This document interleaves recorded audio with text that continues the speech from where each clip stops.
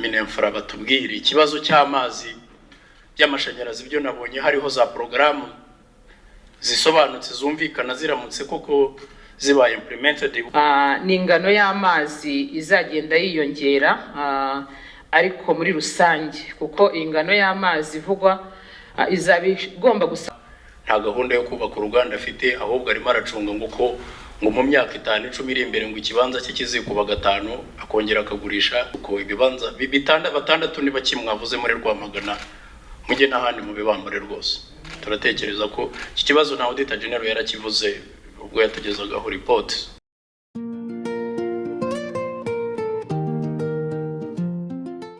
Minemfura batubwire ikibazo cy'amazi y'amashanyarazi byo nabonye hariho za porogaramu zisobanutse zumvikana ziramutse koko zibaye implemented uko bazisobanuye, kuko inganda ntabwo zakora zidafite amashanyarazi birumvikana. Nge ntekereza yuko ariko hariho ingamba. Ariko iki kibazo cy'amazi rimwe baratubwira ngo amazi ni menshi. Ikibazo nge nkunda kuvugana n'ubu ntarabona igisubizo. Rimwe baratubwira mu bihe by'imvura ngo amazi arasenyera abaturage. Tumaze iminsi dukora ku bikorwa bijyanye n'ibiza tubona amazi yasenyeye abantu pe. Amazi rimwe ni menshi ubundi abaturage ntayo bafite. Ibyo bintu mubisobanura mute? Ikibazo harabura iki kugira ngo n'aya mazi ava ku nyubako ndende, nyubako abantu bubaka kagenda senyera abantu. Ikibazo kijyanye na water treatment cyangwa se kugira amamashini akora recycling y'amazi akagaruka muri community gukoreshwa.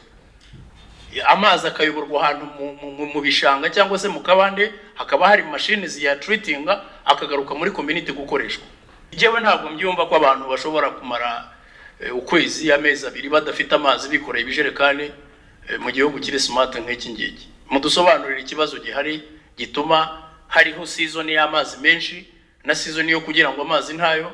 Ibisobanuro baduha bigahora ari ukuvuga ngo wasake ngo urabona ni mu mpeshyi ngo amazi yarakamye ngo birumvikana hari n'imigezi yakamye mwari mubeze ko impeshyi zaza. Ibisobanuro baduha byose sanotiye pararota sana pas de sens. Muze kudusobanurira ibyo bintu kuko kibazo cy'amazi ni kibazo gikomeye. Senateri Evode yagarutse kandi ku kibazo cy'amazi aho yavuze ati abantu barambwiye ku kibazo rwose ari distribution kuruta amazi. Cyo nabwira Senateri Evode ni byose ingano y'amazi akenewe yaba ari mu mujyi wa Kigali no mu gihugu ndetse n'ingano y'amazi dukora iracyari hasi ntabwo irahaza ndetse nkuko nanone ngira ngo Senateri bawe babwiye mwaganire nuko na distribution ifite ikibazo cyane kubera imiyoboro bishaje na ya technology bavugaga amazi ashobora guca mu mati yashaje akameneka ntagire ku baturage. Ngira ngo izi ni ingamba nkuko nabiberetse banyakubahwa Senateri ko ntabwo wasake muri rusange yifuza ikigamije no gucuruza amazi ku banyarwanda n'ibindi bigo byose. Ntabwo yakwima amazi abaturage ariko nka leta guverinoma muri rusange cyo turi gukora no kugira twongera amazi n'imiyoboro ishaje tuyisane.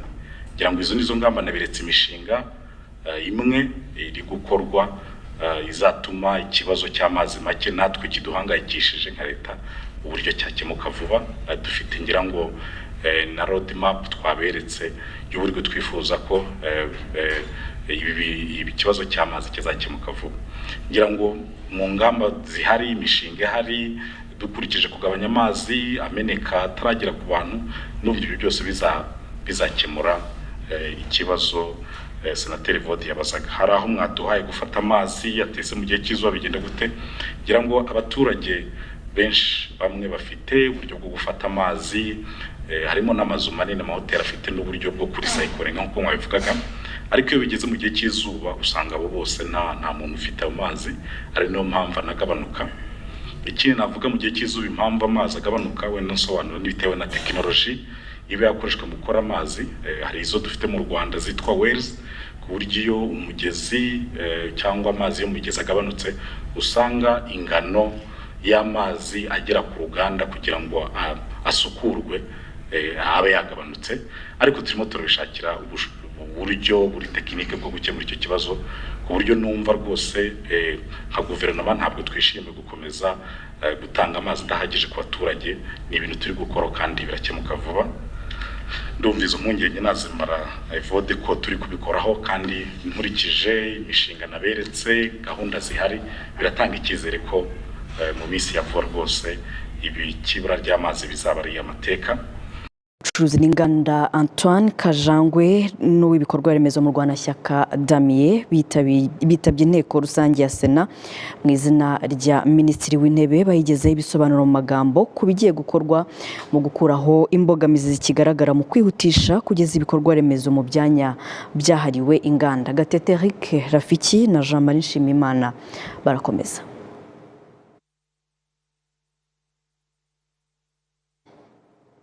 Nimbogamiza abasenateri babonye ubwo ari mu bikorwa byo kugenzura ishyirwa mu bikorwa ry'umwanzuro wo gusaba guverinoma kwihutisha gushyira ibikorwa remezo mu byanya byahariwe inganda.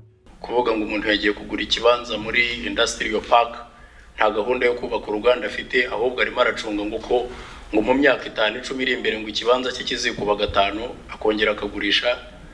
Ibyo ngibyo ndatekereza yuko mukwiye ahubwo gushyiramo umuvuduko. Ibibanza batandatu niba kimwavuze muri Rwamagana mujye n'ahandi mu bibambure rwose.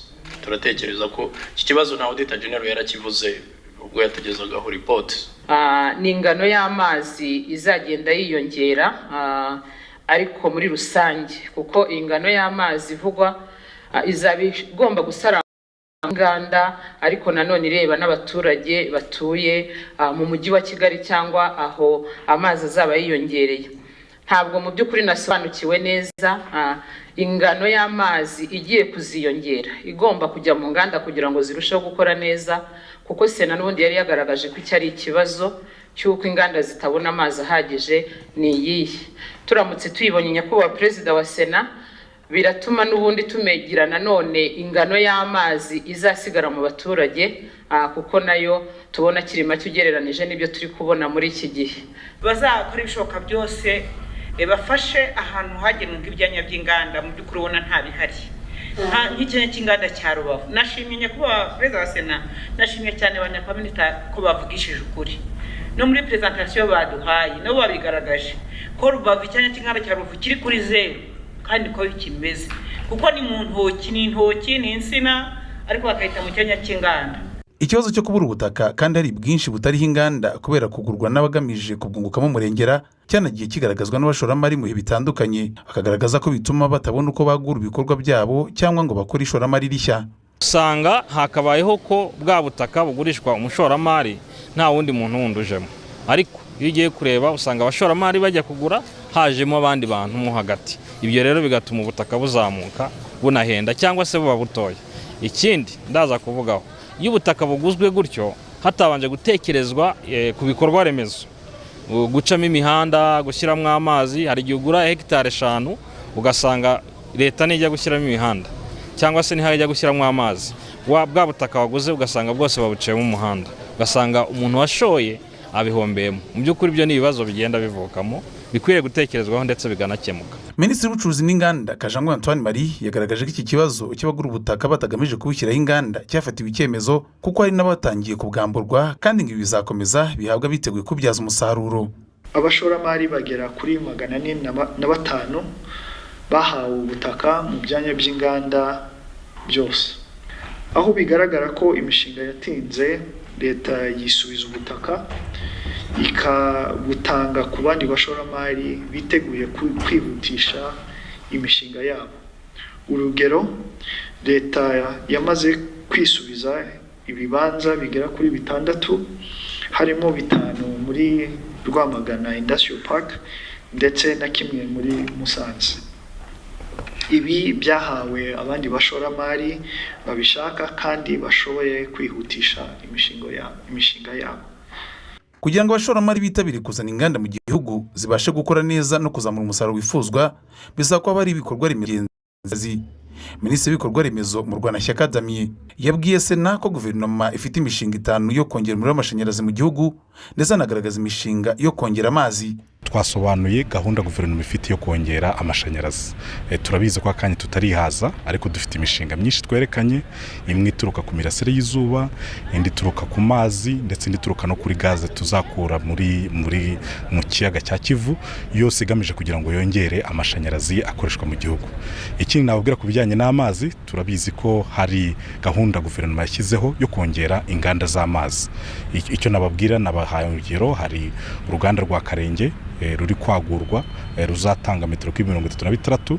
Dufite kandi n'uruganda rwa Kanzeze rurimo dushaka uburyo twongera metero kibe 10,000 ku munsi, ndetse dufite n'izindi mishinga mu ntara hatandukanye izongera amazi, ku buryo duteganya ko tuzaba twihagije mu mazi mu gihe kitarenze 2030. So navuga ko guverinoma yiteguye kongera ibikorwa remezo uretse gusa no mu nganda, ariko no mu gihugu muri rusange. Iyi mishinga yo gutunganya amazi izatuma igihugu kigira amazi aziyongeraho metero kibe 8,400 mu mpera z'uyu mwaka, ndetse na metero kibe 14,000 mu mpera z'umwaka utaha 2027. Hari kandi gahunda yo kugabanya amazi apfa ubusa akava kuri 31% yakorwa n'inganda ariko ntagere ku baturage, akajya kuri 15. Ni mu gihe mu mazi yose atunganywa mu gihugu akoreshwa n'inganda angana na 5%.